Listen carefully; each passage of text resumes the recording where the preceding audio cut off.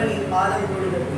இந்த பொன்னான வாய்ப்பை தொடர்ந்து நல்கி வரும் நம்முடைய சைவ சமய பக்தஜன சபையின் தலைவர், செயலாளர், நிர்வாகிகள் என அனைவருக்கும் நன்றி தெரிவித்து இங்கு வருகை தந்திருக்கும் நம்முடைய சிவசக்தி சொந்தங்கள் உங்கள் ஒவ்வொருவரையும் அணுகி இன்றைய தலைப்பு பெண் அடியார்கள். பெண் அடியார்கள் அப்படின்னு ஒரு தொடர் சொற்பொழிவு மாதிரியே பண்ணலாம் அப்படின்ற ஒரு சின்ன ஆசை. எப்பெல்லாம் வருமோ ஒரு பெண் அடியார்கள். அதில் முதலில் அடியே நின்று ஆரம்பிக்க விளைவது யாருடைய வரலாறு அப்படின்னு பார்த்தீங்கன்னா காரைக்கால் அம்மையாருடைய வரலாற்றிலிருந்து போகலாம். எல்லாருமே சரித்திரம் தெரியும், பிரச்சனை இல்லை. ஆனால் அதில் இருக்கக்கூடிய அழகு நயங்கள் இதைதான் இன்னைக்கு பார்க்க போகும். காரைக்கால் அம்மையார் அப்படின்னு சொன்னால் இப்போ ரொம்ப அண்மையில் வந்த திரைப்படம் தாய் கிழவின்னு ஒரு படம் வந்து. ஆனால் உண்மையான தாய் கிழவி நமக்கு யாருன்னு பார்த்தீங்கன்னா இறைவனுக்கே தாய். மிக மிக மூத்தவர் யாருன்னு பார்த்தீங்கன்னா நமக்கு தெரிந்த சிவன்பால் அன்பு கொண்டவர்களுக்கு தெரிந்த தாய் கிழவி தான் முதலில் வந்த தாய் கிழவி அப்படின்னு நம்ம சொல்லணும். அதாவது ஒரு சமயம் வரைக்கும் ஒரு சில சமயம் வரைக்கும் ஒரு சிவபெருமான் அப்படின்னு இருக்கும் பொழுது ஆடுபவர் அந்த அளவுல தான் அவரை வணங்கி. ஆனா சுவாமிய பாடலால் தொடலாம் அப்படின்றத சைவ உலகத்திற்கு கற்றுக் கொடுத்த முதல் தமிழர் யாருன்னு பார்த்தீங்கன்னா காரைக்கால் அம்மையார். அது வரைக்கும் இறைவனை அப்படின்றதே தெரியாது. ஆனால் முதல்ல இறைவனை பாடி தொழலாம் அப்படின்னு சொல்லி சைவ உலகிற்கு கத்து காரைக்கால் அம்மையார். அழகு என்னன்னா அந்தாதி பாடுறாங்க. சுவாமிக்கு அந்தமும் கிடையாது, ஆதியும் அந்தமும் இல்லா அருட்பெரும் ஜோதி சுவாமி. அப்பேற்பட்ட சுவாமிய எதுலையுமே அடக்க முடியாது. ஆனா அன்பால பாடலால தமிழர் யாருன்னா காரைக்கால். கிருஷ்ணன் பரம்பொருள்னு வைணவர்கள் கொண்டாடுவாங்க. ஆனா அந்த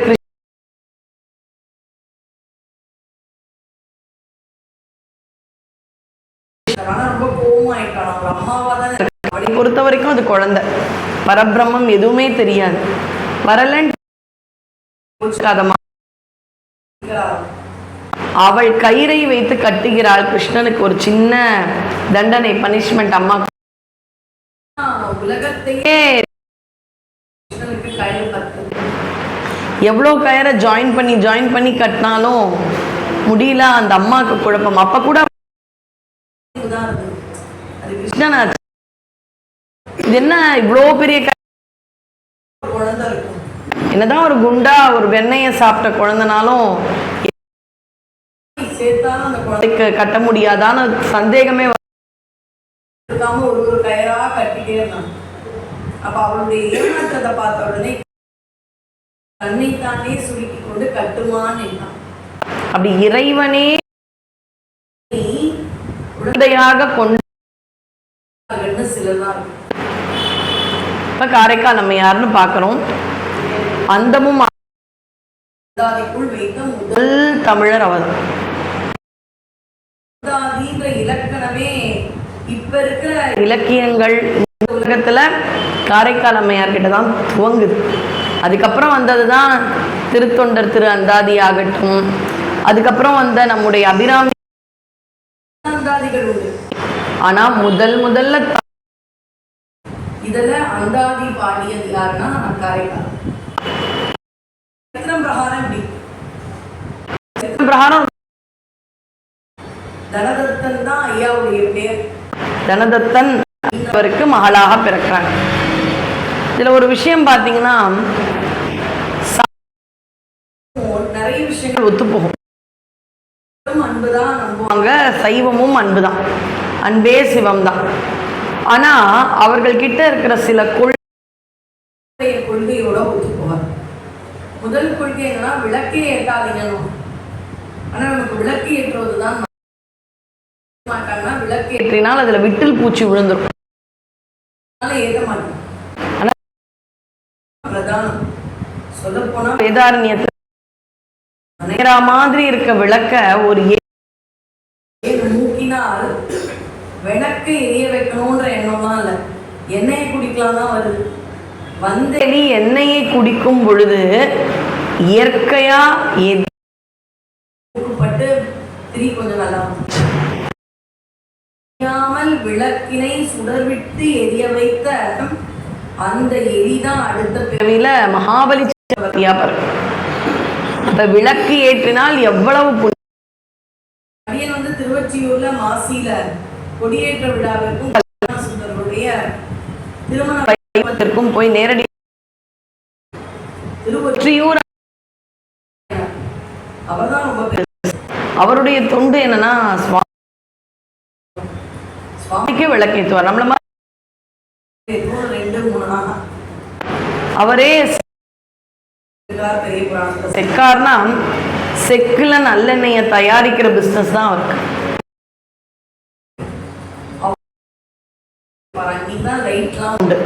அந்த காலத்துல இருட்டு அவ்வளவு விளக்கு நல்லெண்ணெயை கொண்டு ஏற்றுவாராம். யாரு? கலியநாயன். இப்படி ஏற்றி கொண்டிருந்தவருக்கு வறுமை குறைஞ்சுட்டே வரும். ஆனாலும் சில விளக்காது ஏற்றணும்.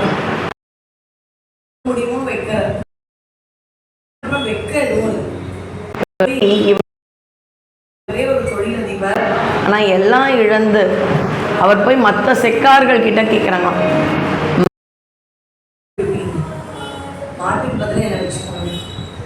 நான் மாடு மாதிரி சொல்றேன், காசு கொடுங்க, காசு.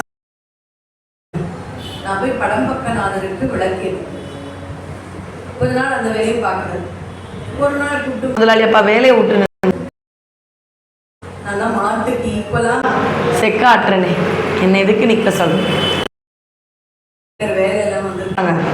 அவங்க செக்கு இழுக்கிறது உங்களை விட வேகமா இருக்கு. ஆங்கிலத்துல கார்பரேட்ல ஒரு வார்த்தை உண்டு, ப்ரொடக்டிவிட்டின்னு. யார் நிறைய ப்ரொடக்ஷன் கொடுக்குறாங்க, யார் நிறைய உபயோகமா வேலை பண்றாங்க, அதை பார்த்தா இளைஞர்கள் உன்னை விட வேகமா போறாங்க. உனக்கு வயசாயிடுச்சு, இழுக்க முடியலன்னா விட்டுட்டு கிளம்புங்க, அந்த வேலையும் போயிடுச்சு. இப்ப கலியநாயனார் என்ன பண்றதுன்னு தெரியல. அப்ப அவர் முடிவு பண்றாரு, தன்னுடைய மனைவியை கூப்பிட்டு, உன்னை யாருக்கா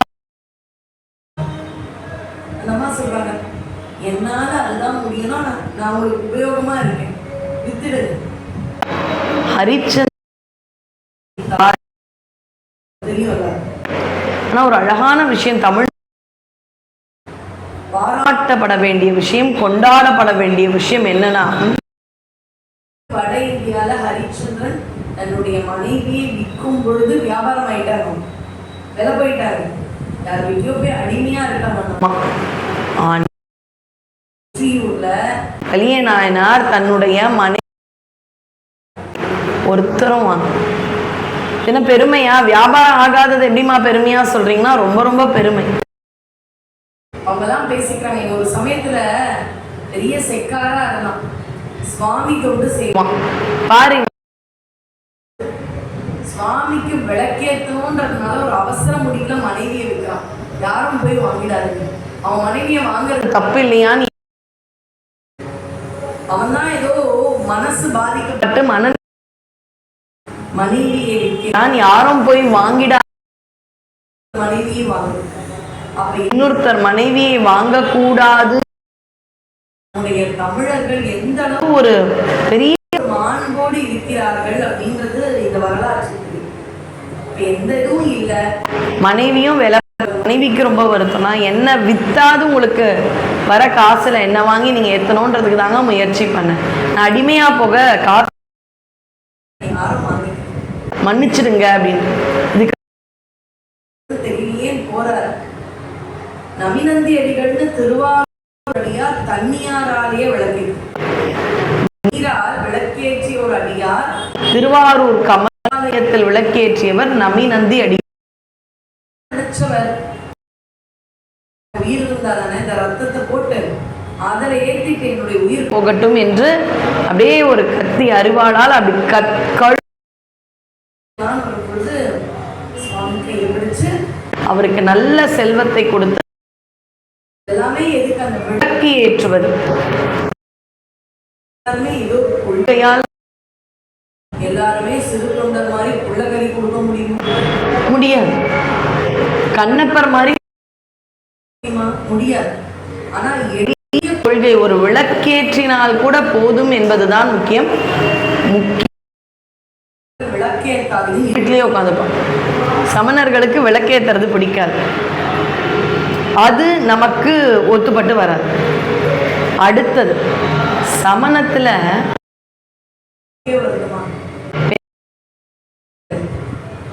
பெண்கள் காத்திருந்து இன்னொரு பிறவி எடுத்து இதை யார் ஒத்துப்பா? கிடையாது. இந்த மாதிரி கொள்கைகள் எதுவுமே சைவத்தில் கிடையாது. அப்ப சைவத்தை பொறுத்த வரைக்கும் ஆணா இருந்தாலும் முக்தி, பெண்ணா இருந்தாலும் முக்தி. ஆனா ஆண் பெண் மட்டும் இல்லைங்க, எறும்புக்கும் முக்தி, யானைக்கும் முக்தி, பாம்புக்கும் முக்தி. மீன்கோயில் மலை இருக்கு, பாம்புரம் இருக்கு, யானையும் வழிபாடு செய்த திருஆனைக்கா இருக்கு. ஆணோ பெண்ணோ உயிரினங்களோ மிருகங்களோ அதை வைத்து முக்தி. அந்த உயிரினத்தில் இருக்கும் ஆன்மாவின் பக்குவத்தை மட்டும்தான் முக்தி. இந்த உயிரினங்களின் ஆன்மாவின் பக்குவத்தை வைத்துதான் முக்தின்னு சொல்றதுக்காக நான் இந்த ஒரு சரித்திரம். தூத்துக்குடி திருநெல்வேலி கிட்ட ஒரு கூட்டம், இது உண்மையா நடந்த கதை. அவங்க கூடி திருப்புகழ் பாடுவாங்க. அவங்க ஊர்ல இருந்து நடையாத்திரையா வந்து திருப்புகழ் பாடிட்டே வருவாங்க, திருப்புகழ் பூஜை பண்ணுவாங்க. எல்லாரும் நடையாத்திரையா யாத்திரையா வந்து வழிபாடு பண்றது அவங்க வழக்கம். இப்படி ஒரு திருப்புகழ் அங்கிருந்து கிளம்பி திருச்செந்தூருக்கு கிளம்புறாங்க. அவங்க நடை யாத்திரை தானே, ரொம்ப வேகமாலாம் நடக்க மாட்டாங்க, ஏன்னா 2 நாளைக்கு நடக்கும். கூடவே ஒரு எருமை மாடு. எருமை மாடுன்ற பேரே சொற்பொழிவுல கேட்க கொஞ்சம் ஒரு மாதிரி இருக்கு. ஆனா அம்பாள் துர்காதேவி எருமை தலைமையில தான் நிற்பா. எருமை தலைமை அப்படின்னு பாத்தீங்கன்னா, எருமை வந்து நமக்குள் இருக்கும் அறியாமை போக வேண்டும் என்றால் இறைவனுடைய திருவடிகளை பிடிக்க வேண்டும், அவ்வளவுதான். அப்ப அந்த எருமை மாதிரி இருக்கும் நம்ம சாமி கால அம்பாள் தலைமையில ஏறி வந்துட்டாங்க, அறியாமை நீங்கிவிடும். அதை உணர்த்துவது துர்காதேவியானவள் தலையில். இப்ப இந்த எருமை மாடு என்ன பண்ணுது, திருக்குழு அப்படியே திருப்புகழ் பாடிண்டே ஒரு கூட்டம் போகும், அவங்க கூட நடந்து போகும். முதல்ல அவங்க நோட் பண்ணணும். கொஞ்ச நாள் கழிச்சு பாரு, அந்த எருமை மாடு நம்ம வீட்டுக்கிட்ட இருந்து வருது. அவங்களுக்கு அது ஒரு ஆச்சரியமா இருக்கு. ஏதாவது உணவுக்காக வருதா? அந்த எருமை மாட்டினுடைய சொந்த அவங்கதான் வச்சிருக்கீங்களா மாடு, அதனால முதலாளியும் வருதா? எதனால வருதுன்னு அவங்களுக்கு கொடுக்குறாங்க, உணவு கொடுக்குறாங்க, சாப்பிட்டு வருது. என்னப்பா இதுவும் முருக பக்தர் போல இருக்கு, நம்ம கூட வருது அப்படின்னு. அதுக்கப்புறம் கொஞ்சமும் சளைக்காமல் அவர்களோடு எவ்வளவு நாள் நடந்தாங்களோ, எவ்வளவு நேரம் நடந்தாங்களோ, நடந்து போய் திருச்செந்தூர் போயிடுச்சு. அவங்க கோயிலுக்குள்ள போயாச்சு. இந்த எருமை மாடு உண்ணாமல் உறங்காமல் சுவாமியினுடைய அந்த கடற்கரை அருகே கோயிலை பார்த்து இப்படியே உட்கார்ந்துட்டு இருக்கு. எல்லாரும் எருமை மாடு பாரு, பீச்சுக்கு போய் சுவாமி எந்த சன்னதி இருக்கோ அதை நோக்கி பழம் கொடுத்துடலாம், ஆமா நம்ம அப்படின்னு போய் பழம் கொடுக்குறாங்க. அதுவரை சாப்பிட்ட அந்த திருச்செந்தூர் அடைந்த உடனே எதுவும் பழம் கொடுப்பாங்க, எதுவுமே சாப்பிட கூட மாட்டேங்குதுப்பாங்க. அவங்க வேலையை பார்த்து கிளம்பிட்டாங்க. அதற்கு கொஞ்ச நாள் முன்னாடி என்ன ஆச்சு, திருச்செந்தூரினுடைய கொடிமரம் பின்ன அப்படி இருந்தா மறுபடியும் அந்த கொடிமரத்தை செய்து அதுக்கான பூஜைகள் எல்லாம் கொடி மரம்னே ஒரு கொடி மரம், அதாவது இந்த ஸ்தம்பத்தை செய்யறதுக்குனே அந்த மரம் பேரே ஆகு பேராயிடுச்சு. அது பேரே என்ன? கொடி மரம் தான். மரம் அது கோயில்ல இருக்கிற கொடி செய்யறதுக்கு உபயோகமான மரம் விண்ணப்பட்டுடுச்சு. இப்ப வேற ஒரு கொடி கிடைக்கிற மரம் ஸ்ட்ராங்கா இருக்கும். பெரிய கோயில் மாதிரி அடிக்கடி நல்லதல்ல, இப்ப வைக்கிறது கொஞ்சம் வருஷங்களுக்கு அது நல்லா இருக்கும். ஒரு வலிமையான மரம் வேண்டும்னு நீங்க பேசுங்க பொழுது 2 நாட்கள் அந்த எருமை மாடு கடலுக்குள்ள ஓடுது. எல்லாம் பாரு முருகனை பார்த்திருந்த அந்த மாடு கடல். எல்லாருக்கும் ஆச்சரியம். இந்த மாடு இருந்தது திருப்புகள் ஆட்களோடு வந்துதான்ப்பா. முருக பக்தி பாருங்க. நம்ம தான் நினைக்கிறோம் எருமைன்னு ஒரு உயிரினத்தை பார்த்து. சுவாமியை பொறுத்த வரைக்கும் ஆன்மா மிருகமா நம்ம மேல இருக்கிற அந்த தோலை பார்க்கல. அப்ப நம்ம ஆம்பளையா பொம்பளையான்ற ஜெண்டர்னு சொல்ல இதெல்லாம் படிவ. சுவாமியை பொறுத்த வரைக்கும் ஜெண்டரும் கிடையாது, ஆன்மா. அவ்வளவு செய்தி பரவலிச்சு. இந்த எருமை மாடு கடலுக்குள்ள போயிடுச்சு.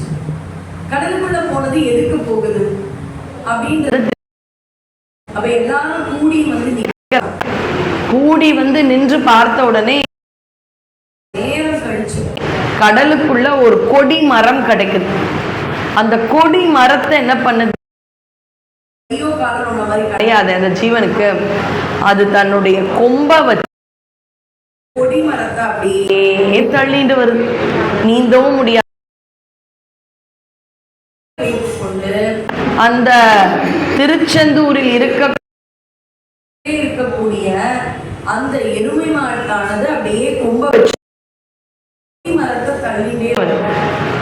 அப்படியே தள்ளி தள்ளி தள்ளி அந்த கொடி மரத்தை அப்படியே முடியாம வெளியே தள்ளிட்டு அங்கேயே உயிரை விட்டுச்சா. ஆஹா, இந்த கொடிமரம் தானே எதிர்பார்க்க. அதுக்கு அதற்குன்னு ஒரு சமாதி இருக்கு திருச்செந்தூர் பக்கத்துல. அப்ப நம்முடைய மதம் நம்முடைய சமயத்துல என்னங்க, மிருகமா மனுஷனான்னு பாட்டு.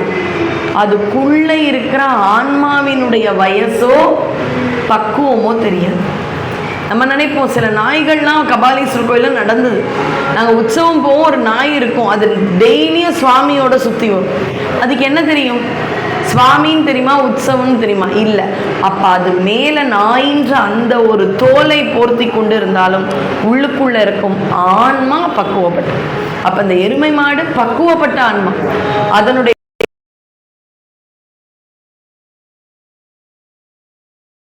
கொடுத்துச்சு. வந்த வேலை முடிஞ்சா நான் நினைச்சாலும் ஒரு நாள்லாம் விட்டு வைக்க மாட்டார். வேலை முடிஞ்சுதா கிளம்பிட்டே இருக்கு, அவ்வளோதான். அந்த எருமை மாடு அதனுடைய ஆன்மா செந்திலாண்டவனிடம் சென்று விட்டு. இது எதுக்கு சொல்றேன்னா, ஆண் பெண்ணுன்ற பேதம்லாம் கிடையாது நமக்கு. அது எறும்பு அது முதிர்ச்சி பெற்ற முக்கியம். ஆனா சமணத்துல என்ன சொல்லுவாங்க, மட்டும்தாமா முக்தி, மற்ற பூச்சி மிருகங்கள் பறவைகள் இந்த கூட்டத்தோட 6 இவங்களுக்கெல்லாம் முக்தி கிடையாது. அப்ப இவங்களுக்கெல்லாம் முக்தி வேணும்னா அவங்க புண்ணியத்துல எப்ப ஆம்பளை எப்ப பூஜை பண்றாங்களோ இது நமக்கு ஒத்து போகாது. நமக்கு தெரிஞ்ச முதல் 63 காலத்தால் முந்தையவர் யாருன்னு பாத்தீங்கன்னா காரைக்காலம். அவங்களே ஒரு பெண் தான். முதல்ல நம்ம பெண்ணடியாரோ அப்படியாக இருந்தது. ஒரு பதில் சொல்வது போல சிவபெருமான் இடு அந்த ஒரு எண்ணம் மாறி சுவாமிய பாடலால் இன்பமுற்றுவதற்காக காரைக்கால் அம்மையாருடைய சரித்திரத்தை துவங்கும்.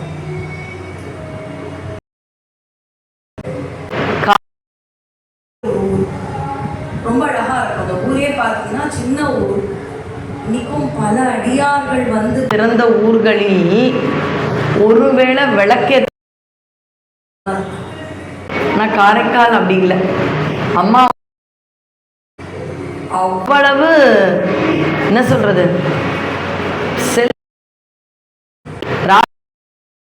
ராஜாத்தி மாதிரி வளர்ந்தவங்க நம்ம தனதத்தர் அவங்க மனைவி. வேண்டி பிறந்த ஒரே பெண் குழந்தை யாருன்னா புனிதவதியார். உங்க அம்மா அப்பா வச்ச பேரு புனிதவதி. வளர்க்குறாங்க. என்னென்ன வயசுல என்னென்ன செய்யணுமோ அப்பா செய்யறார், அவ்வளவுதான். ஒரு வயசு வந்த உடனே திருமணம் பண்ணுவாங்க இல்லையா அந்த காலத்துல? இந்த காலத்திற்கும் அந்த காலத்திற்கும், இந்த காலத்துல பெண்கள் கிட்ட கேட்கணும் இன்னும் படிக்க போறீங்க. அந்த காலத்துல அதெல்லாம் எதுவும் கிடையாது.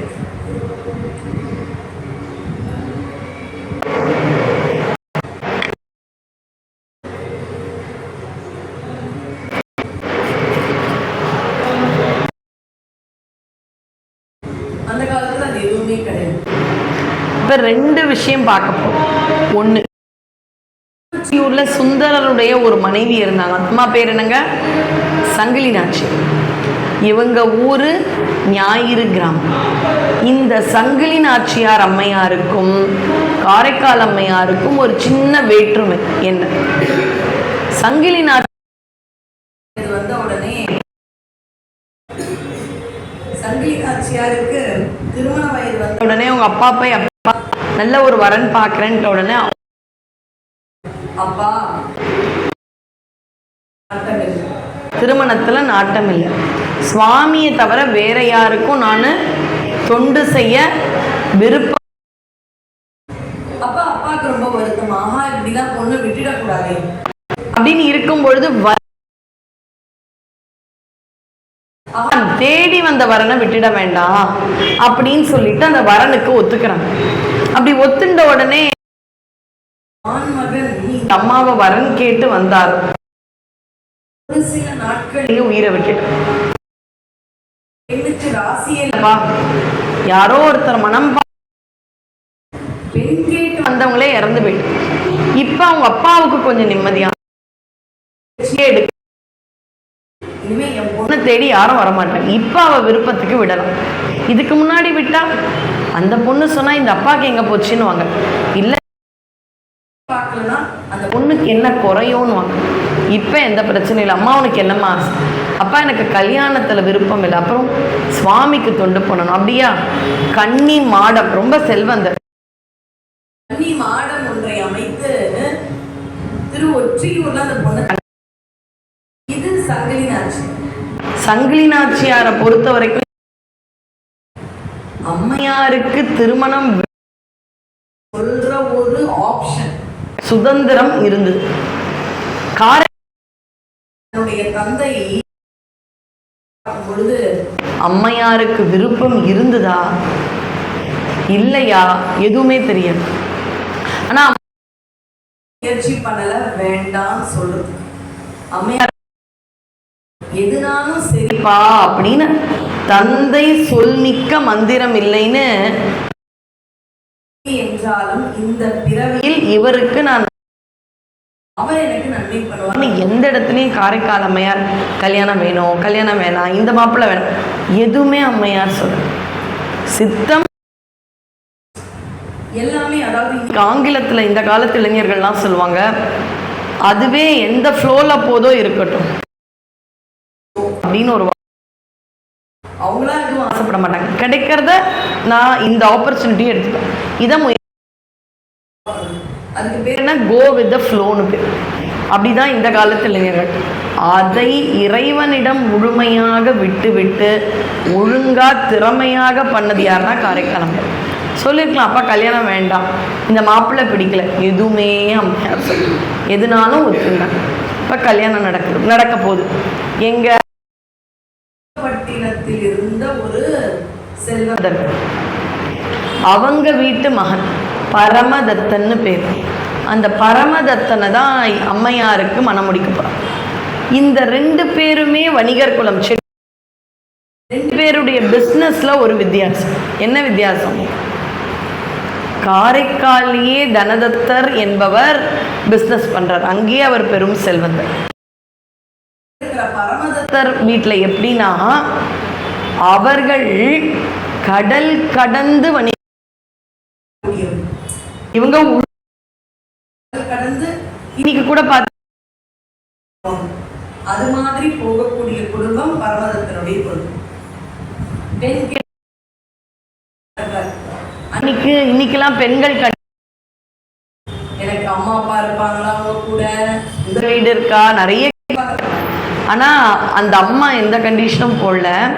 காரைக்கால் அம்மையாருடைய தந்தை ஒரு கண்டிஷன் போட, எல்லாமே நாங்க நல்லா பண்ணி தரோம்ப்பா, கல்யாணம் பண்ணிட்டு என் பெண்ணை அழைத்து கொண்டு நாகப்பட்டினம்லாம் போகக்கூடாது, புனிதவதியாரோடு காரைக்காலில் நீங்கள் இருக்க வேண்டும். ஏன்னா அவள் தான் எங்களுடைய குலவிளக்கு, ஒரே பொண்ணு. அதுக்குன்னு எங்கள் வீட்டுக்குள்ளெல்லாம் நீ இருக்க வேண்டாம், இதே ஊரில் நல்ல வீடு பார்த்து எல்லாம் பிஸ்னஸ் பண்ணி கொடுக்குறேன், எல்லாம் செட்டில் பண்ணுறேன். ஆனால் இந்த ஊரில் இருக்கணும். இது யாரு? தனதத்தன் கேட்ட ஒரே. அதனால ஒத்துண்டாங்க. பரமதத்தனுக்கும் அம்மையாருக்கும் கல்யாணம்ன்ற வார்த்தை பெரிய புராணத்து காலத்தில் வழக்கத்தில் இருக்கு. சேக்கிழார் சுவாமிகள் ஒரு உதாரணம் ஓமை காமிக்க போற. ஓமைனா எதையாவது காமிச்சிருக்கலாம்ல, அழகான ஆண்மையில் அப்படிலாம் சொல்ற. அவன் காளை, இவள் மயில், ரெண்டு பேரும் இருக்கிற காளை மாதிரி இருக்கு, பெண் மயில் மாதிரி, மயில் மாதிரி மொயிலாக இருக்கக்கூடிய கல்யாணம். தப்பா தெரியலையே. ஒரு ஆண்னா எதை, பெண் அழகா இருக்கா, உயிலா இருக்கா, அவளை எதோட பண்ணுவோம், மயில் நல்லா தானே இருக்குன்னா இல்லையா. இதுல உள்ள போய் பார்க்கணும். என்னவா, காளைக்கு பசுவை தானே கல்யாணம், மயிலுக்கு ஆண்மையில தானே பண்ணணும் இல்லையா. காளையும் மயிலும் ஒத்தே போக, தனிய காளை அழகுதான் ஆண்கள்ல, தனிய மயில் அழகுதான். ஆனா ஸ்ட்ராங்கா இருந்தாலும் காளை, மயில் பறந்து வந்தா நடுங்குமா. அப்படியே மயில் வந்தா காளையானது நடுங்கி விடுமா. இதுதான் நடக்க போகுது. ஒரு சமயத்தில் அம்மையாருடைய சிவன் காளை மாதிரி இருக்கக்கூடிய பரமதத்தனானவர் பயப்பட போகின்றார் என்பதை தான் சேக்கிழார் பெருமான் முன்னமே எளிதாக தெளிவாக சொல்லிவிட்டார். இப்ப இருவருக்கும் திருமணம் நடக்குது. இருவரும் காரைக்காலிலேயே குடியேறுகின்றார்.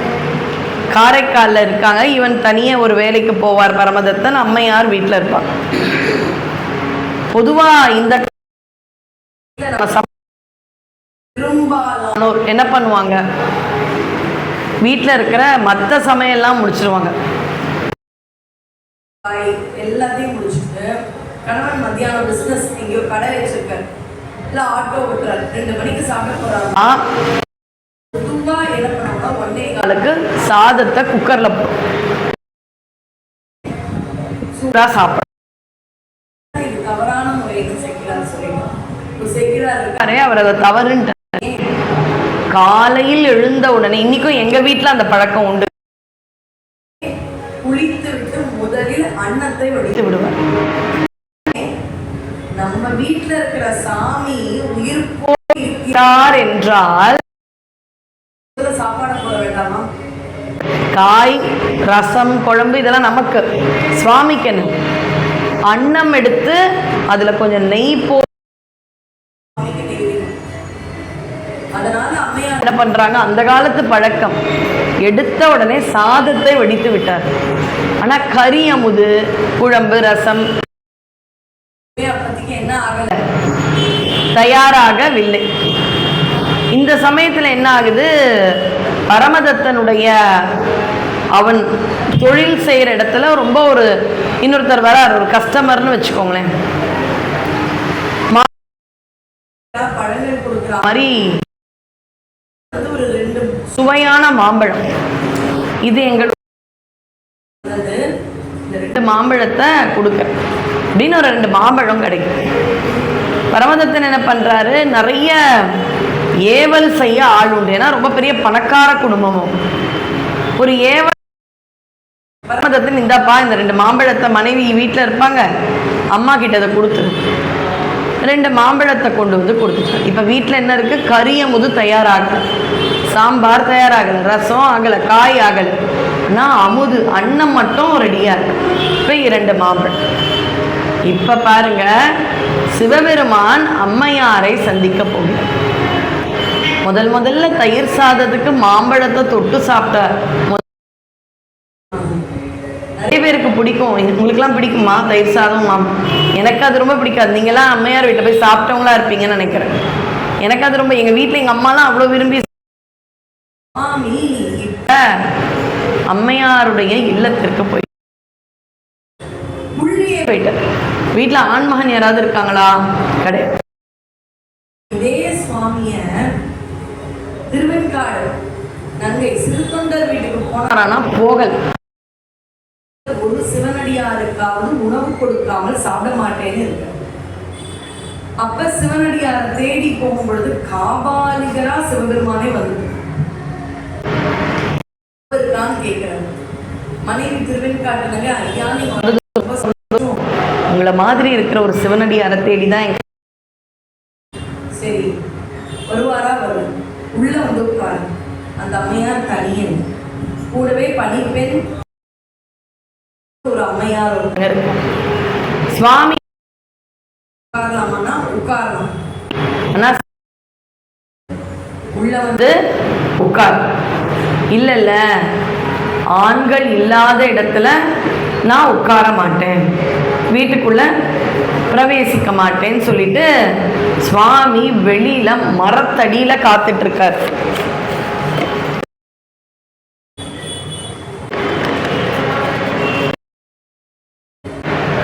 சுவாமி வெளியில,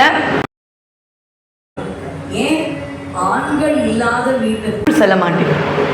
இன்னைக்கும் பாத்தீங்கன்னா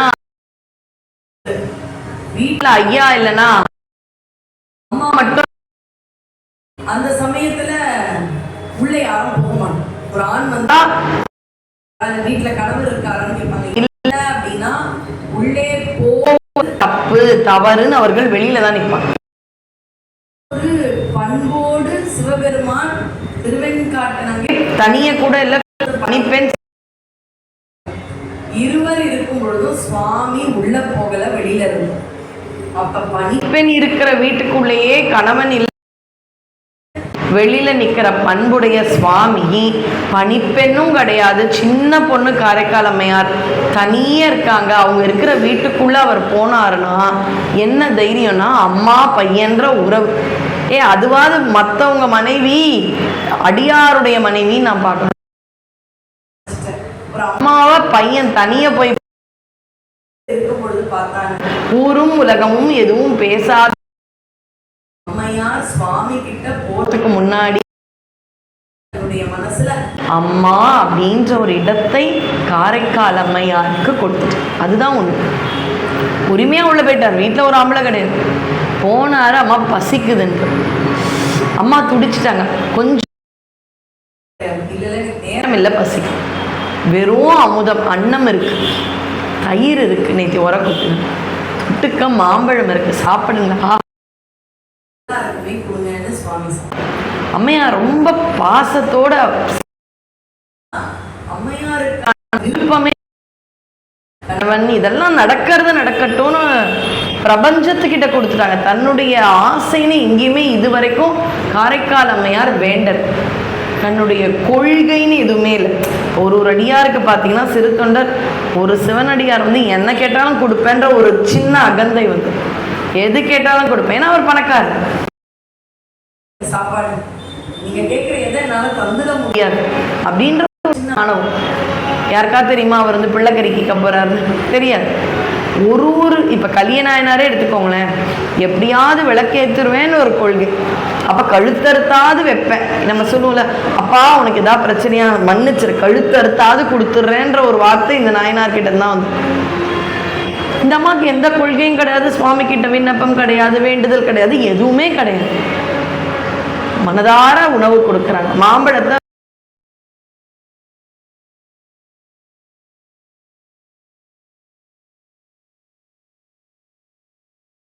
கேட்டிருப்போம், படிக்கும் போது நல்ல படிப்பு கேட்டிருப்போம், நல்ல கனவு கேட்டிருப்போம், குழந்தைங்க கேட்டிருப்போம், குழந்தைங்க படிப்பு கேட்டிருப்போம். நம்ம சுவாமி கிட்ட கேட்கணும். நம்ம பக்தி அது.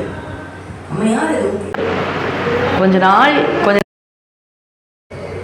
மதிய வேளையில பரமதத்தன் வர அதுக்குள்ள கரிய முதல்லாம் ஆயிடுச்சு. எப்போ மாதிரி பணிவா அம்மையார் கணவனுக்கான தொண்டினை சேரும். மாம்பழத்தை சாப்பிட்டுட்டு ஆஹா சுவையா இருக்கு நம்ம இன்னொரு மாம்பழத்தை எடுத்துட்டோம். இதுல பரமதத்தனுடைய ஒரு பண்பினை பார்க்கும். ரொம்ப நல்லா இருந்தா என்ன பண்ணணும், ஒரு காதலுடைய நல்லா இருக்குப்பா இன்னொரு மாம்பழத்தை நீ சாப்பிடே நல்லா இருக்கும். அது ஒரு கணவனுடைய இவனுக்கு அந்த உணர்வோ காதலோ எதுவும் இல்லை போல. அந்த உணர்வு தெரியாம சொல்லக்கூடாது. ரொம்ப நல்லா இருக்கு இந்த மாம்பழம், இன்னொரு மாம்பழத்தையும் கொண்டு. இப்ப இன்னொரு மாம்பழம் என்னுடைய மனைவிக்கு வேண்டும், சுவையுடைய மாம்பழம் ஒன்று எனக்கு என்றால் மீதி அவளுக்கு தானே யோசிக்க கூட தன்மை இல்லாத ஒரு மாம்பழத்தை கொடுத்தார். இந்த அம்மாவுக்கு ஒரு சின்ன எண்ணம், ஒண்ணு அவருக்குன்னா ஒண்ணு எனக்கா தானே இருக்கணும். இப்ப இந்த மாதிரி கேட்பாருன்னு தெரியாது. இந்த காலத்து பெண்களாக இருந்தா என்ன சொல்லியிருப்பாங்க, இப்ப இல்ல ஒருத்தர் வந்தாரு கொடுத்துட்டேன், என்ன கொடுத்துட்டே யார கேட்ட நாளைக்கு. ஆனா அந்த காலத்துல அம்மையாருக்கு என்ன அம்மையார் சொன்னாங்க இருக்கேன்னு உள்ள போயிட்டு முதல்ல ஒரு குழந்தை சாமி கல்யாணம் வேண்டான்னு கேட்டாங்களா? கிடையாது. இந்த மாப்பிள்ளை வேணுமான்னு கேட்டாங்களா? கிடையாது. சிவத்தொண்டு பண்ண அனுமதி கேட்டாங்களா? சிவார்ப்பணம் இப்ப போய் அம்மையார் கேட்கிறாங்க, மாம்பழம் கேட்கிறாரு. இல்லைன்னு தைரியம் இல்லை, எனக்கு ஒரு மாம்பழம். இந்த மாம்பழம் எங்க இருக்கும்? சாமி கிட்ட தானே இருக்கும், வந்தவர் சாமி தானே. உடனே கையில ஒரு மாம்பழம். அம்மாவுக்கு அது ஆச்சரியம். ஆனா ஆச்சரியத்தை கொண்டாடக்கூட சாப்பிட்ட கையோட உடனே கணவன் அந்த வணிகர் குலத்தில்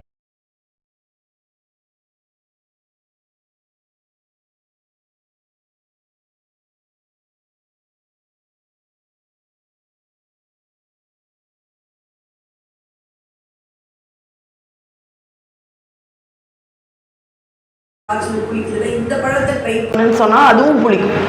அது மரத்தினுடைய தன்மை. காய்க்கு காய் மாறுபடாது. காய்க்கு காய் மாறுபடக்கூடிய ஒரு மாங்காய் இருக்குன்னா அது ஏக ஆம்ரம்னு சொல்லக்கூடிய ஏகாமர அந்த ஏக மாமரம் அந்த தலவிருஷத்துலதான் அது உண்டு. இவன் சாப்பிட்டான், முன்னாடி இருக்கிறதும் சுவைதான். அது சுவை, இது ரொம்ப சுவையா இருக்கு. அவ்வளவு சுவை. பாருங்க, ஒரு விஷயம் நேரா கிடைக்கும் பொழுது நல்லா செய்து அதனால் கிடைக்கும் புண்ணியம் அதை விட அடியார் கிட்ட இருந்து தானே கிடைக்கும். அப்படி சாப்பிட்ட உடனே இந்த பழம் இல்லைன்ற உடனே இது பொய் சொல்லு. இப்பவுமே இதுவரை பொய் சொல்லு. ஆமா, அந்த பழம் என்ன? அந்த பழம் அடியாருக்கு கொடுத்துட்டேன். அப்ப இந்த பழம் யார் கொடுத்தா? சிவபெருமான். கேக்குறாங்களாம், பழம் அடியாருக்கு கொடுத்துட்டா சரி, ஆனா இந்த பழம் சிவபெருமான் கொடுத்தார்னு சொல்றது பொய்லாம் நான் சொல்ல மாட்டேன், உண்மைதான். அந்த பழத்தை வரவை இன்னொரு பழத்தை அம்மையார் இரண்டாம் முறையா சுவாமி கிடைக்கும். நான் உங்க மேல வச்சிருக்கேன் பக்திய கூட இவர் சந்தேகப்பட்ட. நிஜமா நீங்க தானே கொடுத்தீங்க, இப்ப நீங்க கொடுக்கலன்னா நான் சொன்னது பொய்யா? சுவாமி ஒரு காலத்திலும் அடியார்கள் வாக்கை பொய்யாக்குவது. அதுதான் நான் இந்த மறுபடியும் சொல்றேன். திருவெண்காடு அப்படின்ற தலம், அங்க நீராடி பதிகம் பாடினா குழந்தை பிறக்கும்ன்ற ஒரு சம்பந்தர் பெருமான் பாடிட்டார். இங்க வா, முக்குளத்திலும் நீராடி திருவெண்காடை வணங்கினால் குழந்தை யாருக்கு வேணாலும் பிறந்துரும் அப்படின்றத. ஒரு கணவன் மனைவி பலகாலம் பிள்ளை செல்லும். அவர்கள் குரு கிட்ட போய் குறி கேட்கிறாங்க, எங்களுக்கு கொஞ்சம் பிரசன்னமோ குறியோ சொல்லுங்க. அவர்களை பார்த்த உடனே அவருக்கு ஒண்ணு புரிஞ்சிடுச்சு, என்ன செல்வம் கிடையாது. அதை சொல்ல கொஞ்சம் கஷ்டமா இருக்கு. ஒரு குருவோ சொல்ல மாட்டாங்க. ஏன்? அவர்களுக்கு மாதிரி இருந்தாலும் அதை பக்தி தெரியாது. பக்தியான சுவாமி அதை என்ன வேணாலும் மாத்திடும். அதனால தீமை என்றால் இந்த கோயிலுக்கு போப்பான்றதோட விட்டுடுவான். இவரும் பார்த்தாரு, எப்படி உங்களுக்கு சொல்றது, திருமுறை புத்தகத்தை கொடுக்குற அந்த காலத்துல அந்த நூலை ஏதாவது ஒரு பக்கத்துல போட்டு பார்ப்பாங்க. எந்த பக்கம் வருதோ அந்த பதிகத்தை படிப்பாங்க. அப்படி அவங்க நூல் போட்டு பார்க்குறாங்க. பெரிய தடியா இருக்கிற புத்தகம் இப்படி நூல் போட்டு பார்க்கும் பொழுது அவர்களுக்கு வந்த பதிகம் திருவெண்காட்டுகள். உடனே இவர் என்ன சொல்லிட்டார், இவங்களை அனுப்பிச்சிடலாம் நைஸா. அங்கே குழந்தை இல்லைன்றதை நம்ம வாயால் சொல்ல வேண்டாம், நீங்கள் இந்த கோயிலுக்கு போங்க, போயிட்டு இந்த பதிகம்லாம் பாடுங்க, சுவாமி நல்லது பண்ணுவோம். இவங்க படிச்சு பார்க்க இந்த காலம் மாதிரி இல்லை. அந்த காலத்துல எல்லாம் பதிகம் படிக்கும் பொழுதே முக்குள நீராடி சுவாமியை வணங்கினால் குழந்தை பேரும் நமக்கு ஏத்த வா வா நம்ம குரு வேற சொல்றா நாங்க போலாம் பிறந்தது. திருவெண்காடு வருகிறார்கள். அக்னி குளம், சூரிய குளம், சுவாமியினுடைய கண், வலக்கண் சூரியன், இடக்கண் சந்திரன், நெற்றிக்கண் அக்னி. இந்த 3 குளத்திலும் நீராடலாம்னு வராங்க. நீராடி விட்டு திருவெண்காடரை தரிசனம் செய்து பதிகம் பாடுக. பதிகம் பாடனே சுவாமிக்கே வருத்தம். இவங்க பாவம் இந்த பிறவில குழந்தை இல்லைன்னு தெரியாம நம்பிக்கையோட கேட்குறாங்களே. சுவாமி அசரீரியா சொல்றாங்க, இந்த பிறவில குழந்தை கிடையாது. அவங்க அதை ரொம்ப பெருசாவே, நானே சுவாமி கடவுள் சொல்றேன், நான் சொல்றதை ஏன் நீங்க ரொம்ப ஏன்னா சம்பந்தர் இங்க ஒன்று சொல்லிட்டு 3 குளத்துல இந்த கோயிலுக்கு வந்து குளிச்சுட்டு உங்களை வணங்கி பாடினா குழந்தை பிறக்கும்னு சொன்னது சம்பந்தர். அவர் வாக்கு பொய்க்காது. அப்ப சுவாமி எந்த இடத்துலையும் அடியார்களுடைய வாக்கு. இப்ப சுவாமிக்கு தர்ம சங்கடம். இவர்களுடைய பிறவி பலன் பிரகாரம் குழந்தை கிடையாது. குழந்தை கொடுக்காம இருக்கிறதா, கொடுக்கலன்னா சம்பந்தன் தமிழ் பொய்யன். இந்த சம்பந்தன் தமிழை உயிர்ப்பிக்க வைக்கலாம் பார்த்த விதிய மாத்திர சம்பந்தன் தமிழை பொய்யாக்க கூடாதுன்னு ஆண் குழந்தை பேரு மெய்கண்டார். அது 2 வயசுல சிவஞான போதம் பாடிட்டார். சம்பந்தர் 3 வயசுல தான் தோளுடைய சிவன் பாடுறார். ஏன்னா சம்பந்தர் அருளால் பிறந்த குழந்தை. அப்ப அடியார்களுடைய வாக்கை எந்த இடத்திலும் சுவாமி பொய்யாக்க மாட்டார். கேட்கிறாங்க, பொய்யாக்க நம்ம ஐயா சுவாமி இன்னொரு கனி கேட்கிறாரே, இல்லைன்னா நான் சொன்னது பொய்யின், அது சிவனருளால் கனி வருமானு சந்தேகப்படுது. என்ன சந்தேகமும் பட வைக்க போறியான அம்மையார் 2 உடனே பரமதத்தன் கையில்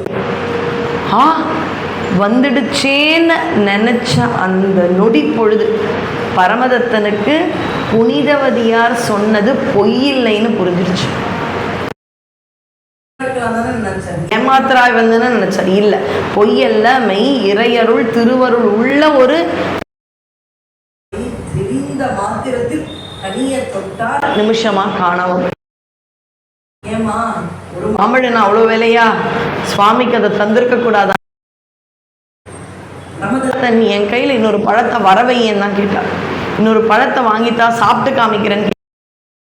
கையில இன்னொரு பழம் வரவை வந்துருச்சு, போயிடுச்சு. பொழுதுக்கு அப்புறம் பரமதத்தனா தன்னுடைய மனைவியாக நடைமுறை வாழ்க்கையில் ஒரு சக்தி மிக்க இறையருள் சக்தி கொண்ட ஒரு மாதர் என்னோடு இருக்கிறாள்னா அவர்கிட்ட தாண்டி புரிய யாரு சிவனோடு பெற்றவளா? இவ்வளோ பெரிய தயக்கம். சாதாரண பெண்ணா இருந்தா என்ன நினைப்பாங்க, ஏன் கணவன் என்னை விட்டு தள்ளி போறேன், ஏங்க அன்பா தானே வெளியில போறோம், அதெல்லாம் அம்மையார் இல்லை ஏத்துப்பாங்க. இல்ல தள்ளி போறியா? இப்போ எதுவுமே நமக்கெல்லாம் எப்பங்க ஏமாற்றம் வருது? எதிர்பார்த்துட்ட ஒண்ணு நடக்கலனா, எனக்கு கல்யாணம் ஆனதே நல்ல விஷயம், அந்த கணவர் இப்படிலாம் இருக்கணும்னு நான் நினைச்சாதானே நடக்கலனா ஏமாற்றம். அப்ப எதுவுமே ஆசை அனைத்துமே இறையருள்ள அம்மையார் அந்த மோட்ல தான் இருந்திருக்காங்க. அவங்க மோடே அதுதான், கொடுத்தது சுவாமி, நடத்துறது சாமி. அப்படியே எப்படி இருக்கோ இருக்க. தள்ளி போனாரா கேட்கல. இவங்க இன்னுமே நிம்மதி, தன்னை நிறைய விஷயத்துக்கு கூப்பிடலையா, சிவ பூஜை. ஒரு நாள் பார்த்தார் அம்மையார் கிட்ட, அம்மா நான் ஊருக்கு விட்டு வெளியில போய். அம்மையார் கேட்கலாம், என்னை விட்டு எந்த ஊருக்குங்க போறீங்க, எப்போ வரீங்க, நமக்கு இல்லாத செல்வமா, இன்னும் கொஞ்சம் கேட்டா அப்பா தரப்போறார், இப்படி ஏதாவது சொல்லிருக்கலாம்ல. இப்ப கண்ணகி அவங்களும் வணிகர் தான், இவங்களும் வணிகர் தான். அது வேற இது வேற. சீத்தை ராமர் காட்டுக்கு போகும்பொழுது நானும் வரேன்றான். அம்மையார் நான் போயிட்டு வரேன், சரி வரவே. அம்மையார் அழுது இருக்கணும், கணவன் எடைச்சு போயிருக்கும். அந்த காலத்துல இந்த அகநானூற்று பாடல்கள்லாம் சொல்லுவாங்க, வளையலே நழுவி விழுந்துருச்சு, ஏன்னா ஒல்லியா இருப்பாங்க, அந்த வளையல் ஒட்டியான மாதிரி ஆயிடுச்சு. அப்படிலாம் எதுவும் இல்லாம இருக்கு. சர்வம் சிவமயம். இன்னும் நிறைய பூஜை பண்றதுக்கான நேரம். அப்பாவுக்கு கொஞ்சம் வருதுச்சோ, பார்த்து பார்த்து வச்சோம், இவன் எங்க போனா, ரொம்ப நாள் ஆயிடுச்சு, கிடையாது இன்ஃபர்மேஷன்ஸ் கிடையாது, ஒன்றும் கிடையாது. எங்க போனா மாப்பிள்ளை, என் பெண் குழந்தை தனித்து இருக்காளே அப்படின்ற வருது. இப்ப கன்னி நாடு போடுறாரு யாரு? கன்னி நாடுனா பாண்டிய நாடு. இவர்கள் எல்லாமே சோழ நாடு. வணிகர் குலத்தில் காரைக்கால் அம்மையார் இருக்கிறதெல்லாம் சோழ நாடு. பாண்டி நாடு, அதுக்கு தான் கன்னி நாடு. யாரு கன்னி? கன்னி ஆண்டதால் அது கன்னி நாடு. அந்த இடத்துக்கிட்ட இன்னும் அந்த இடத்துக்கு குழப்பம் இருக்குங்க. குலசேகரப்பட்டினம், கொற்கையா, எந்த இடத்துல பரமதத்தன் வாழ்ந்தான்றதுக்கான ஆராய்ச்சிகள் இன்னும் இருக்கு. அதுவரை சரியா யாரோ இவர்கள் தான் வணிகர் குலமாச்சே. அந்த ஊர்ல யாரோ ஒருத்தர் எங்கேயோ தொழில் நிமித்தமா போறாங்க. அங்க போனா பரமதத்தன் பார்த்துட்டாங்க. இந்த ஊரான்னு கேட்குறாங்க. இவர் இங்கே தான் வாழறார். எல்லாம் கேட்டு வந்து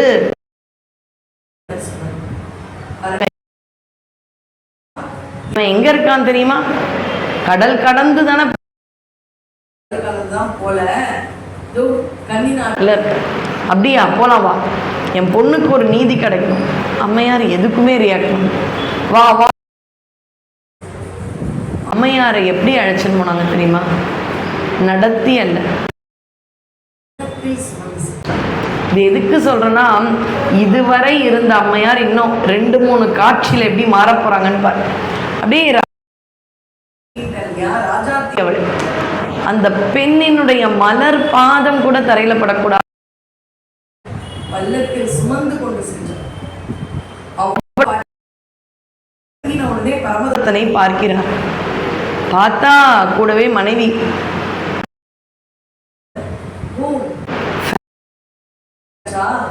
அப்படின்ட்ட உடனே, நீ இப்படிலாம் நினைச்சிடாதப்பா, என் மகள் வருவா, நீ பதில் சொல்லி ஆகணும் அப்படின்னு புனித நிற்க வைத்த உடனே சின்னதா நமக்கு ஒரு விஷயம் நடந்தாலே நமக்கு பிடிச்சவங்களுக்கு அது சொல்லு.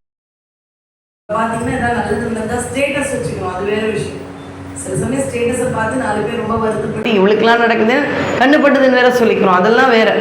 ஆனா அம்மையாருக்கு இறை அருள் மாம்பழம் கிடைச்சிருக்கு. ஒருத்தர் ஏன் அது எங்க நமக்கு புரியுது, எனக்கு எப்படி தெரியும்? மறுபடியும் இன்னொரு ஊர்ல போய் பாக்குறாங்களே, அப்ப அவன் சொல் இவர்கள் யார் தெரியும்?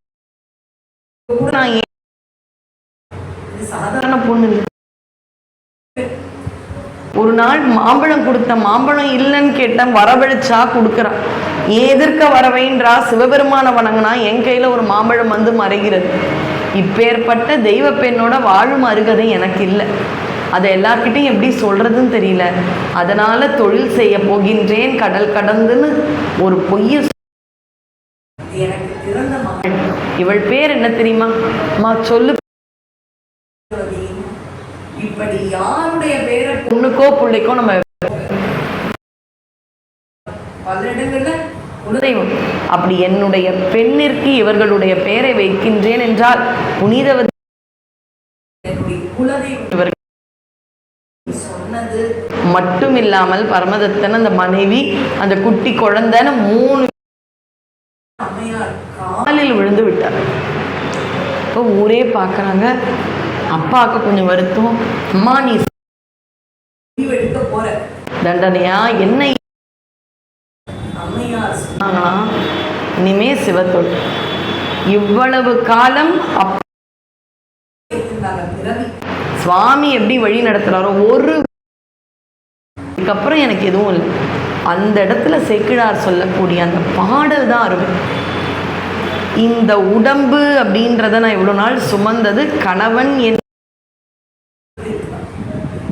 கணவனே இல்லை உடம்பு என்று அந்த கணத்தில் அவர்கள் பேய் வடிவம் அடுத்த வேண்டுதல் சுவாமி கேட்ட வேண்டுதல் 2 கணவனுக்கு இல்லை என்பது தெரிந்தவுடனே அடுத்தது என்ன? பேய் மாறி அழகா காமிக்கிறது. ஆனா அம்மையார் பேய் வடிவத்தை விரும்பிவாங்க. திருத்தொண்டர் தொகையில பேயாருக்கும் அடி என்ன கரைக்காலமே வராது. சரி, அம்மையாருக்கு இளமை வேண்டாம், உடம்பு வேண்டாம். சரி, ஔவையார் மாதிரி வயசான கோலத்தை கேட்டிருக்கலாமே. ஏன் பேய் வடிவம்? வயசான கோலம் செக்யூரிட்டி இந்த காலம் மாதிரி வாழறது கொஞ்சம் சந்தேகம், பயம். கேட்டிருக்கலாமே. ஏன் இந்த காலம் கூட இந்த காலத்துல நடக்க முடியல கேட்கும் பொழுது பதற்றமா இருக்குல்ல. அம்மையார் ஏன் பேய் வடிவம் எடுத்தாங்க? சைவ சித்தாந்தத்தில் ஆழ்ந்து நோக்கினால் பெருஊழி காலம். அந்த பெருஊழி காலத்தில் எந்த உயிரினங்களும் இருக்காது. சுவாமியை சுத்தி யார் மட்டும் இருப்பாங்க? ஏக பாதம். ஒத்த காலில் நின்னாத சாதிப்பியான்னு கேட்போமே, அப்படி ஒற்றை காலில் நின்று ஒத்த காலில் நிற்பாரு. அவரோட திருமாலும் ஒடுங்குவார், பிரம்மனும் ஒடுங்குவார்.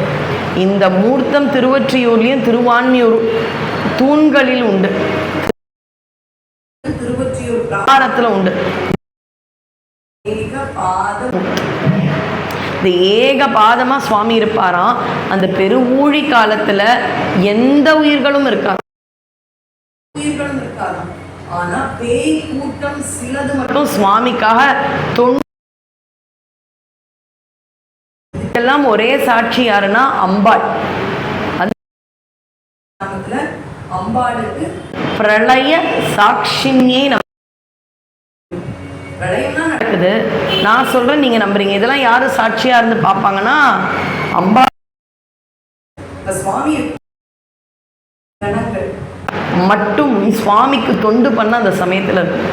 அப்ப பெரு ஊழி காலத்திலும் சுவாமி நான் இனிமே உன்னை விட்டு பிரிய மாட்டேன்னு அம்மையார் பல காலம் ஏன் பேய் வடிவம் கேட்டாங்கன்றது நமக்கு தெரியாது.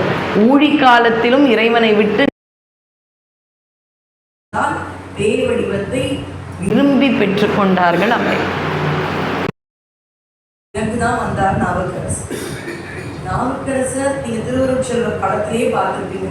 அந்த சிவாஜி கணேசன் நாவுக்கரசரா இருப்பாரு, உடம்பால தேய்ச்சிண்டு போவாரு, கைலாயம் ஏற முடியாது. இந்த காட்சியெல்லாம் பார்த்துருப்பீங்க. காலத்தில் பின்பு வந்த நாவுக்கரசரால் கூட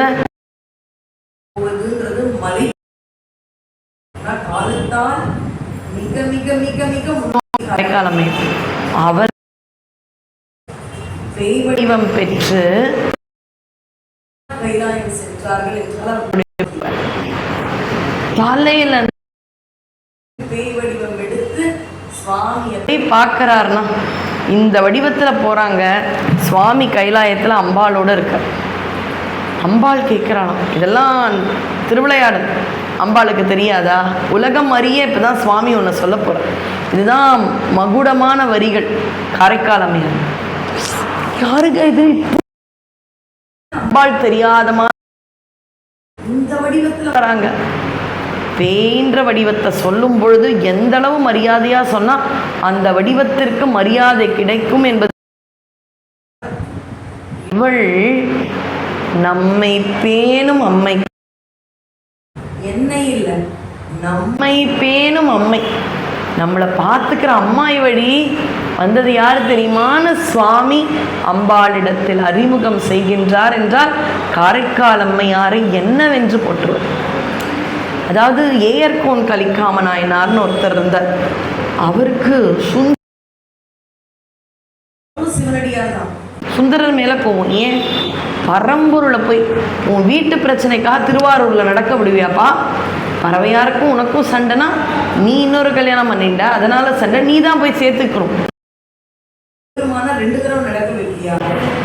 அவர் தோழமை தந்தோம்னு சொன்னார்னா அது அவருடைய. பொதுவாக வீட்டில் மனைவியோட ஒரு பிரச்சனைனா நம்பகமாக இருக்கிற தோழன் கிட்ட சொல்லணும். மாமியாரோ மாமனாரோ குடும்பமோ அது பிரச்சனையாக இருக்கு முன்னாடி சில நண்பன் கிட்ட சொல்லுவாங்க. அந்த நண்பனும் நல்லவனாக இருக்கணும். அப்போ என்ன பண்ணுவாங்க, இல்லைப்பா ஃபேமிலினா இப்படி தான் இருக்கும், என் ஒய்ஃப்க்கும் எனக்கும் கூட ஒரு சமயம் சண்டை வந்தது, அதுக்கப்புறம் சேர்ந்துருவோம், இதெல்லாம் பெருசாக்காத, நான் வேணா இந்த வேலையை சொந்தங்கள் அப்படின்றவங்க கிட்ட எடுத்துட்டு போகாம காப்பாத்து. அப்ப சுந்தரர் போய் நான் உன் ஃப்ரெண்டுன்னு சொல்லல, நான் கூட சொல்லலாம் சிவபெருமான் என்னோட ஃப்ரெண்டு சொல்லலாமா? சைவம் அந்த உரிமை கொடுத்துருக்கு. ஆனா சுந்தரருக்கு சுவாமியே சொல்றாரு தோழமை தந்தோம். அப்ப யார்கிட்ட உரிமை இருக்கு? சிவன் கிட்ட சுந்தரருக்கு உரிமை இருக்கு. அவர் கேட்கிறாரு, பாருப்பா வீட்டில் கொஞ்சம் பிரச்சனை, நீ தான் போய் சேர்த்து. அர்ச்சகர் வடிவத்தில் போடுறார். கதவை திறந்த பறவையார் கேட்குறாங்க, அந்த அம்மா கணிகையர் குலம், என் வீட்டு வாசலில் இந்த சமயத்தில் நீங்கள் வந்து நிற்கலாமான்னு அனுப்பி விட்றேன். அவங்களுடைய அந்த பதிவிரதை தன்மையை பார்த்து. ஆனால் சுந்தரர் என்ன பண்ணிட்டார், இன்னொருத்தரை கல்யாணம் பண்ணிட்டு குலமே வேற. அந்த குலத்தில் பிறந்தாலும் இன்னொரு ஆம்பளை தான் வீட்டில் நைட்டு நினைக்கும் பறவையார் எங்கே சுந்தரர் கல்யாணம் பண்ணிட்டு வீட்டுக்குள்ள சேர்த்து தோன்ற சுந்தரர். இப்போ இப்பேற்பட்ட பிரச்சனையை சுவாமி இல்லாமல் யாருமே தீர்க்க முடியாது. அதனால சொன்னார், நீ அர்ச்சக சிவ வடிவத்தில் உடனே சுவாமி சிவ வடிவத்தில் போய் பறவையாரை ஏற்க செய்தார். இது வரலாறு. இது தெரிந்த ஏர்கோன் கலிக்காமருக்கு கோபம். ஏன்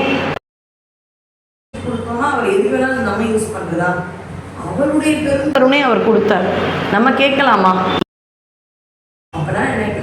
ரொம்ப அட்வான்டேஜ். இங்க சுந்தரர் கோபமே வரும். அது எந்த நிலை தோழமை பாவம் அதெல்லாம் புரியுது. அதுக்கப்புறம் ஏர்கோன் கலிக்காம நாயனார் அது வேற விஷயம். ஆனா இந்த இடத்துல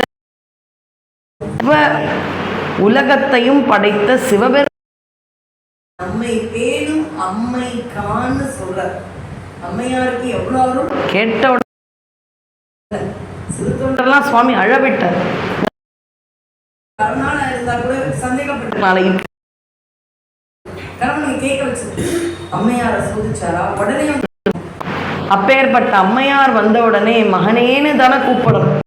சுவாமி என்ன சொல்லிட்டார், நம்ம என்ன சொல்றோம் கூப்பிடலாம், இதை விட யாருக்கு கிடைக்கும். ஆனா அந்த சமயத்திலையும் அம்மையார் அதை அட்வான்டேஜா எடுத்துக்கு. கூப்பிட்ட உடனே அம்மா சொன்னாங்களா, அம்மையார் மகனேன்னு கூப்பிடலேன், அடியேன், நீ தலைவன் தான், நீ என் அம்மான்னு கூப்பிட்டா அது உன் கருணை, அதுக்கான தகுதி எனக்கு இருக்கான்னு எனக்கு தெரியாது. அம்மையார் சொன்னாங்கன்னா அடியேன்னு கேட்க. இப்ப கேட்கிறாங்க, பிறவாமை வேண்டும் மீண்டும் பிறப்புண்டேல் உன்னை மறவாமை வேண்டும். இதெல்லாம் முடியாதா? பரவாயில்ல, மறுபிறவி எடுத்தாலும் சாமி நீ ஆடு. ஒரு அம்மா எப்படி ஒரு குழந்தை டான்ஸை ரசிச்சுட்டே இருப்பாலும், நான் பாட பாட நீ ஆடணும், உன்னுடைய திருவடி கிட்ட உட்காந்து பாடிண்டே இருப்ப, நீ ஆடிண்டே இரு, இதையாவது கொடுன்னு கேட்ட உடனே சுவாமி முதல் விஷயம் என்ன, பிறவாமை வேணும், அதையும் கொடுத்துட்டேன். அதையும் கொடுத்துட்டேன். வேற நீ பாடணும், நான் விடாம ஆடணும், அவ்வளவுதானே. அதுக்கு இன்னொரு பிறவிலாம் எடுத்து வருவேன்னு பயப்படாத, பிறக்கவே மாட்டேன். இதே நிலைமையில நீ பாடிண்டே இரு, நான் ஆடிண்டே இருக்கேன். உனக்கு என்றே ஒரு தலம் வரும், அதுதான் திரு ஆலங்காடு என்ற தலம் என்று அம்மையாருக்கு மட்டுமே உயர்ந்த சபை, ரத்தின சபையை சுவாமி அருளி செய்தார் என்றால் எப்பேற்பட்ட தலம் என்பதால் தான் திருஞான உள்ளே கூட வரல. ஏன்?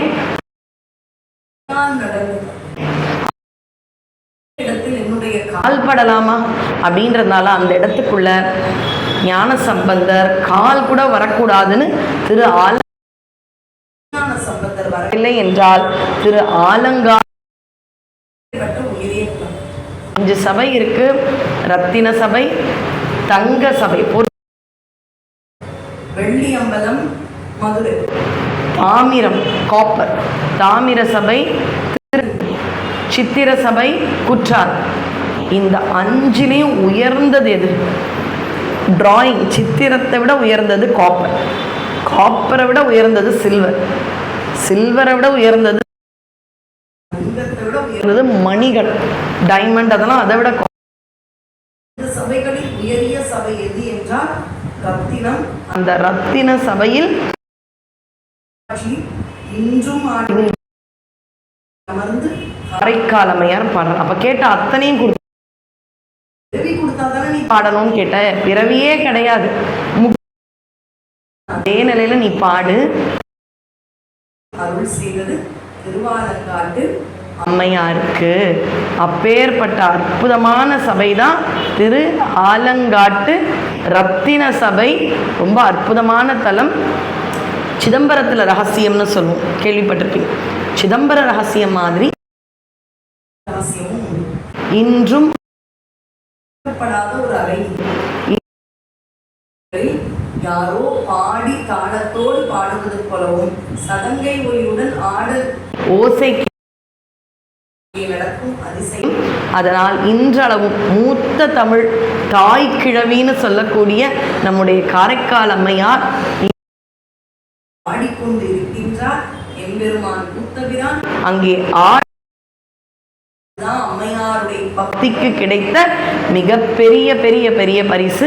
அதனால் இறைவனையும் பெண் அடியார், மூத்த அடியார், அதனால்தான் இன்னைக்கும் அவங்க 63 அமர்ந்த நிலையில் இருக்கின்றார்கள். வணங்கி அற்புதமான வாய்ப்புக்கு அடியேன் மற்றும் ஒரு முறை நன்றி கூறி 4/3/2026 நம்முடைய சைவ சமய பக்தஜன சபையில் மாலை 6:45 மணி அளவில் நடைபெற உள்ளது. அனைவரும் முருகப்பெருமானுடைய திருவருளை கேட்டுக்கொள்கின்றோம். திருச்சிற்றம்பலம். நன்றி, வணக்கம்.